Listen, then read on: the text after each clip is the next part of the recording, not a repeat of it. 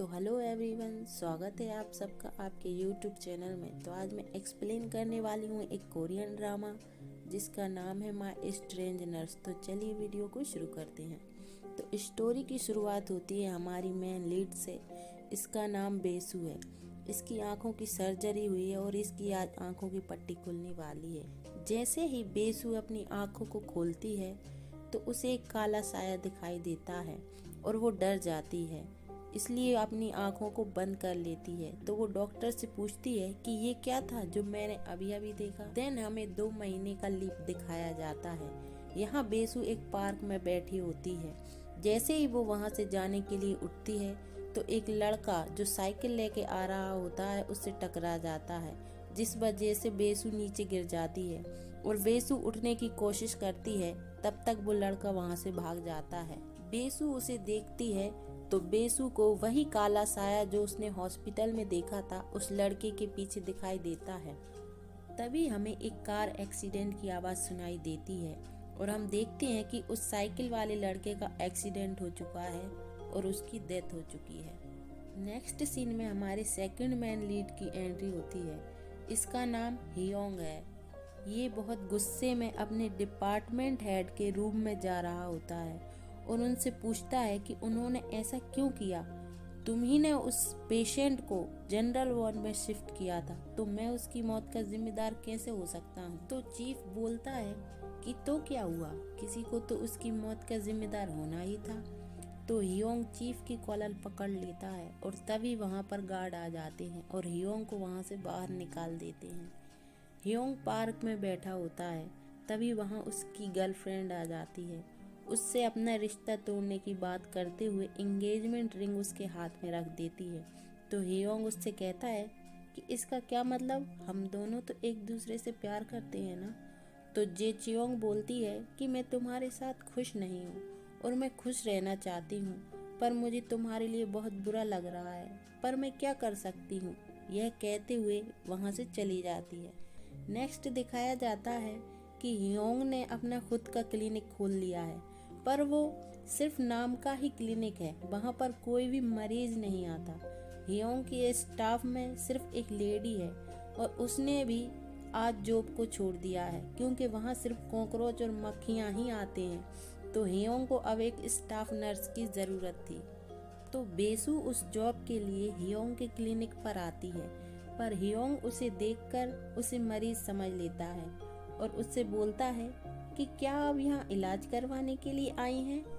तो बेसू बोलती है कि अरे नहीं, मैं मरीज नहीं हूँ, मैं तो यहाँ जॉब के लिए आई हूँ क्योंकि तुम्हें एक नर्स की ज़रूरत है और मुझे एक जॉब की, और मैंने बाहर से सब कुछ सुन लिया है। और हियोंग के पास आकर बोलती है, अरे वाह, बहुत अच्छी खुशबू है, कौन सा सोप यूज करते हो, बहुत महक रहे हो, और स्माइल करने लगती है। देन हियोंग बोलता है कि अगर तुम्हें यहाँ जॉब चाहिए तो ये सब यहाँ नहीं चलेगा। और वो बेसू का बायोडेटा देखता है और सोचने लगता है कि ये सच में एक नर्स हो सकती है, देखने में तो पागलों की जैसी लगती है। पर हमारी बेसू को इस सब से कहाँ कोई फर्क पड़ने वाला था, वो तो अपने आप में ही खुश थी। तभी उसके पास हियोंग आकर बोलता है कि ठीक है, कल से तुम जॉब पर आ जाना। और बेसू तो मानो ऐसे खुश होती है जैसे उसे लॉटरी लग गई हो। अगले दिन हियोंग अपने क्लिनिक आता है तो वो देखता है कि पूरा क्लिनिक एकदम साफ सुथरा और चमक रहा है। अरे भाई, चमकेगा क्यों नहीं, हमारी बेसू ने इतनी मेहनत से साफ सफाई जो की थी। हियोंग वहीं खड़ा रह जाता है, तभी बेसू सफाई करते हुए वहाँ आ जाती है। तो हियोंग उससे पूछता है कि तुमने अकेले पूरी साफ सफाई की। तो बेसू बोलती है कि हाँ, और हाथ जोड़कर कॉकरोच और मक्खियों के बारे में बोलने लगती है कि ये मेरे गुरुदेव हैं। पर हियोंग उसकी बातों को सुने बिना ही वहाँ से चुपके से खिसक लेता है, क्योंकि उसे पता था कि बेसू की बातें उसके समझ में तो आएंगी नहीं। क्लिनिक में बेसू अपनी डेस्क पर बैठी जोर जोर से बोल रही थी, आप सबका स्वागत है, आप सभी अपनी जगह पर बैठ जाइए। उसकी आवाज़ सुनकर हियोंग अपने केबिन से बाहर आता है और बेसू से पूछता है कि आज कितने पेशेंट आए हैं। तो बेसू बोलती है कि कोई भी नहीं, मैं तो मूड बनाने के लिए बोल रही थी। हियोंग को उसकी बातों पर बहुत गुस्सा आता है और वो उससे कहता है कि क्या तुम सच में पागल हो? इस सब का क्या मतलब? इतनी जोर जोर से बोल रही थी, मुझे लगा कि सच में कोई पेशेंट आया है। पर बेसू को तो इस सब से कोई फर्क पड़ने वाला ही नहीं था और वो हियोंग के पास में आकर बोलती है कि देखो, तुम मुझे ऐसे मत देखो, मेरा दिल जोर जोर से धड़कने लगता है। पर हियोंग उस पर चिल्लाता है और बोलता है कि अगर तुम पागल नहीं हो तो ऐसे रहना बंद करो और अपना बिहेवियर चेंज करो, नहीं तो मैं तुम्हें इस जॉब से निकाल दूंगा, समझी? बेचारी बेसू के पास कोई रास्ता ही नहीं बचा था, इसलिए वो बोलती है कि हाँ ठीक है, मैं तुम्हारी बात मान लूंगी। और जैसे ही हियोंग वहाँ से जाता है तो वो बोलती है, खड़ूस, जब देखो जब डांटते ही रहता है। नेक्स्ट डे बेसू अपने हुलिये को चेंज करके हियोंग के सामने पहुंच जाती है और बोलती है कि देखो अब मैं कैसी लग रही हूँ। तो हियोंग उसे देखते ही रह जाता है। वो थोड़ी देर के लिए ऐसे ही खड़ा रहता है और बोलता है कि हाँ हाँ, अब लग रही हो ना इंसानों की जैसी। और बोलता है कि मैं क्लिनिक बंद करने वाला हूँ। तो बेसू बोलती है कि मेरी जॉब का क्या होगा?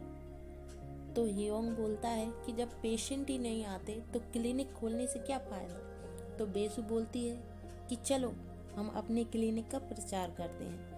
नेक्स्ट डे जब वो अपने क्लिनिक का प्रचार करने जाते हैं तो दिखाया जाता है कि एक बंदा जो ब्रिज पर चढ़कर सुसाइड करने की धमकी दे रहा था और सभी लोग नीचे खड़े थे और उसे उतरने का बोल रहे थे।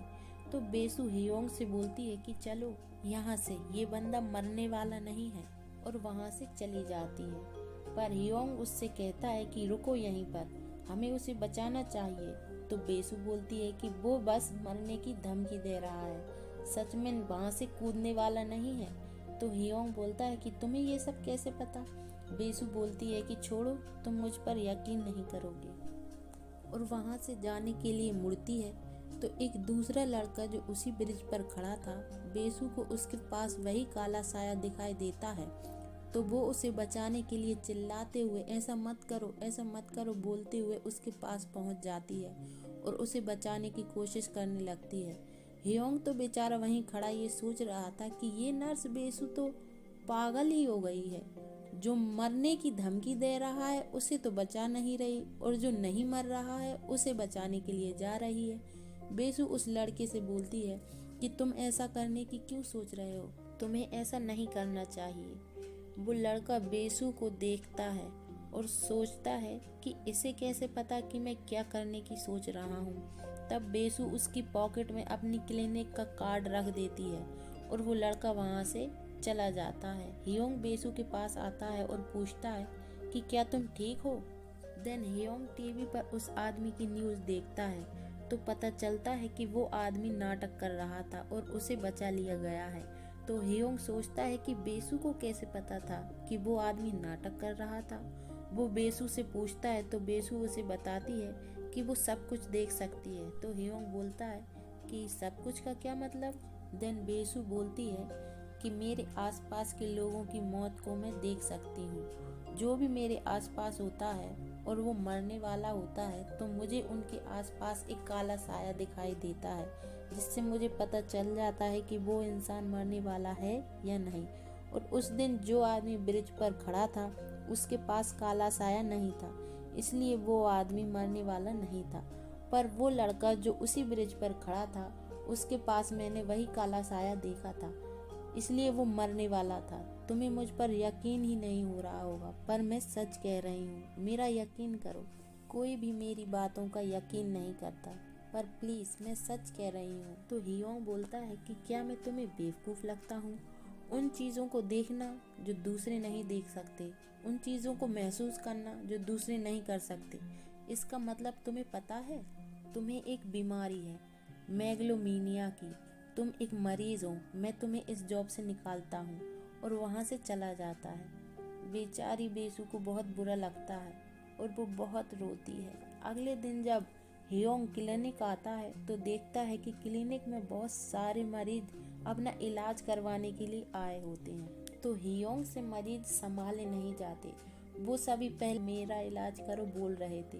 बेचारा हियोंग तो कुछ कर ही नहीं पा रहा था। वो जल्दी से बेसू के घर जाता है और उसका दरवाज़ा खटखटाता है। और बोलता है, नर्स बे प्लीज़ मेरी बात सुनो, मैंने कल तुम्हें बहुत बुरा भला कह दिया था और मैंने तुम्हें जॉब से भी निकाल दिया था। प्लीज़ मुझे माफ़ कर दो, मुझे तुम्हारी मदद की ज़रूरत है। नर्स बे प्लीज़ दरवाज़ा खोलो, एक बार मेरी बात तो सुनो। पर बेसु दरवाज़ा नहीं खोलती। अरे भाई, जब अंदर होगी तभी तो दरवाज़ा खोलेगी। तभी पीछे से बेसु आकर बोलती है कि मैं तुम्हारी मदद करूँगी, तुमने जो भी मुझे कहा मुझे उसका बुरा नहीं लगा। तो हियोंग बोलता है कि तुम सच कह रही हो। तो बेसु बोलती है कि तुमने कहा था कि मैं तो एक मरीज हूँ। आज की इस दुनिया में कौन दिमागी रूप से ठीक होता है, बताओ तो मुझे ज़रा।